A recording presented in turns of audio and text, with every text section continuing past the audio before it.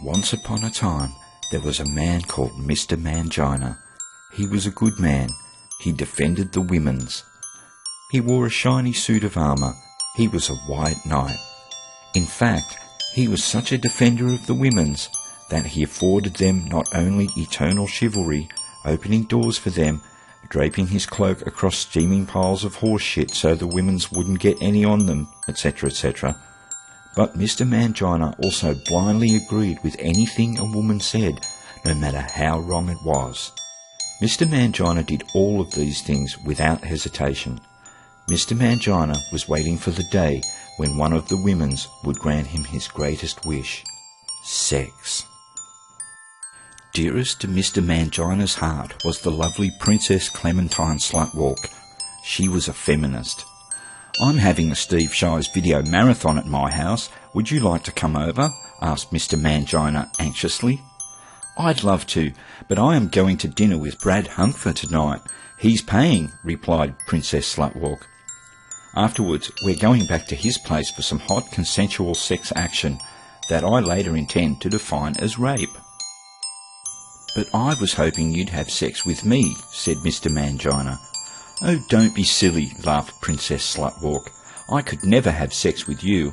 You're the most wonderful man in the world, but it's like our minds are so connected that you are like a sister to me.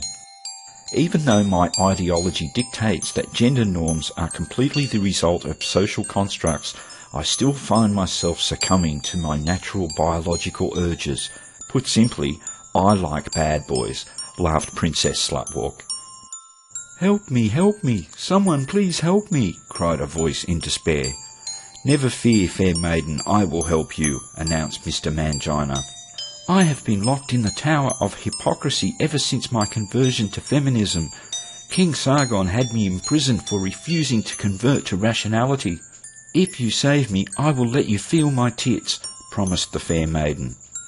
"Even though my balls are blue with sexual frustration, that will not be necessary," assured Mr. Mangina. "As a Mangina, I will always prostrate myself to you."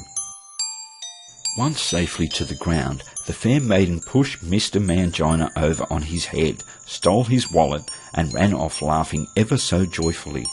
"I never got to feel her tits, but I'm glad I was able to help in some small way," thought Mr. Mangina, as he felt over his body, checking for any bruising or internal injuries.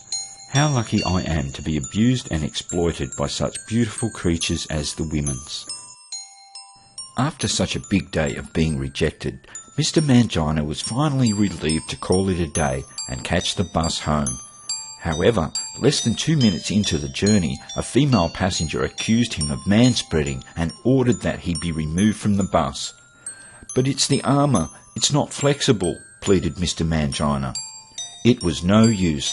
The women's on the bus cared nothing if the gallant knight's tackle was crushed to excruciating levels.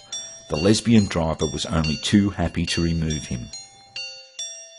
And so poor Mr. Mangina had to walk the remaining 138 kilometres back to his house.